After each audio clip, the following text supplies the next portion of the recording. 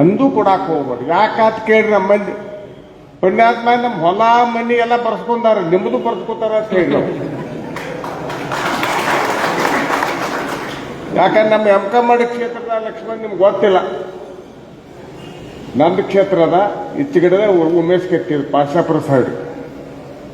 ಈಗಾಗಲೇ ಭಾಳ ಏನಿಲ್ಲ ಆ ಕ್ಷೇತ್ರದಾಗ ಬೇರೆ ಕಡೆ ಬಿಟ್ಟು ಕೇವಲ 1,000 ಎಕರೆ ಈಗಾಗಲೇ ತೊಗೊಂಡ್ಬಿಟ್ಟಾರ. ಅಲ್ರಿ 1,000 ಎಕರೆ ಜಮೀನು ತೊಗೊಂಡ್ಬಿಟ್ರ.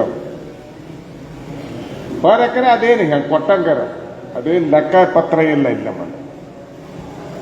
ಮತ್ತೆ ಯಾರ ಜಮೀನು ಅವು?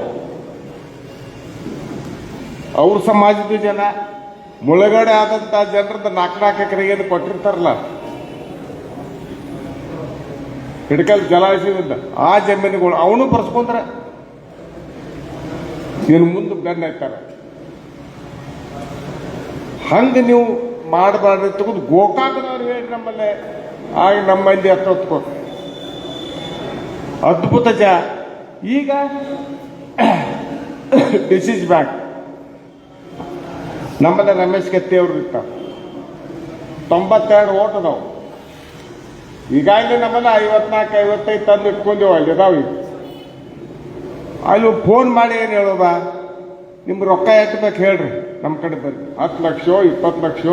ನಿನ್ನೆ ಒಂದು ವಿಡಿಯೋ ನಮ್ಮ ಹುಡುಗಿ ತೋರಿಸಿದ, ರಮೇಶ್ ಅವರನ್ನು ನೀನು ಕೇಳಿದಾರ. ಅದು ಎಟ್ಟದು 10 ಲಕ್ಷ 21 ಓಟಿಗೆ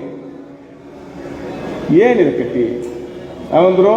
ನಾವ ರೊಕ್ಕ ಬೇಡ ಏನು ಬೇಡ, ನಿಮ್ಗೆ ಬೇಕಾದ್ರೆ ನಾವು ಕೊಡ್ತೀವಿ, ನಾವು ಓಟ್ ಹಾಕೊಂಡು ಡಿಸೈಡ್ ಮಾಡಿವಿ ರಮೇಶ್ ಕತ್ತಿಗೆ ಅಂತ ಹೇಳ್ಬಿಟ್ಟು.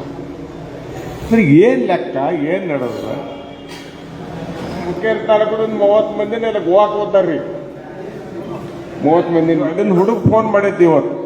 ಎಲ್ಲಿದೆ ಹೋಗಿ ಕೇಳಿ, ಗೋವಾದಾಗ ಏನು ಮಾಡಿದ್ರಿ ಬಿಡ್ರಿ ಸಾಹೇಬ್ರ. ಯಾಕ್ರಿ ಕೇಳಿ, ಭೋಟು ಬಂದ್ಬಾರ್ದು ಮತ್ತೆ ನಿಮ್ಗೆ ಹಾಕ್ತೇವ.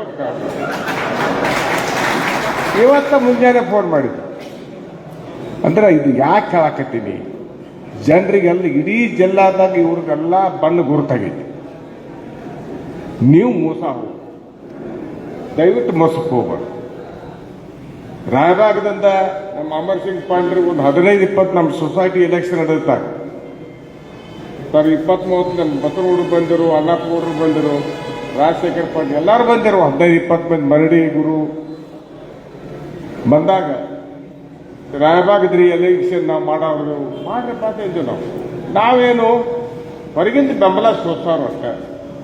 ಇಲ್ರಿ ಲಕ್ಷ್ಮಣ ಸವದಿ ಅವ್ರಿಗೆ ಅಷ್ಟು ಹೇಳ್ರಿ, ರಮೇಶ್ ಕತ್ತಿ ಅವ್ರಿಗೆ ಹೇಳ್ರಿ. ಇಲ್ಲ ಲಕ್ಷ್ಮಣ್ ಅವ್ರಿಗೆ ಫೋನ್ ಮಾಡಿದೆ, ರಮೇಶ್ ಕತ್ತಿ ಅವ್ರ ಕಡೆ ಕರ್ಕೊಂಡು ಹೋಗ